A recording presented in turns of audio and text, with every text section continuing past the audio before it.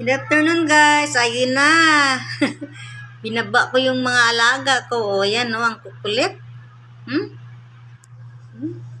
Nag-explore sila sa baba kasi ayaw nila ngayon lang sila nakababa eh. Hello Katie! How are you my dear? Kitty! Kitty! Hi! O dali, didi na, nandiyan na si mami oh. Nandiyan na si mami, nakahiga na. Nag-aabang lagi si Kitty dito eh.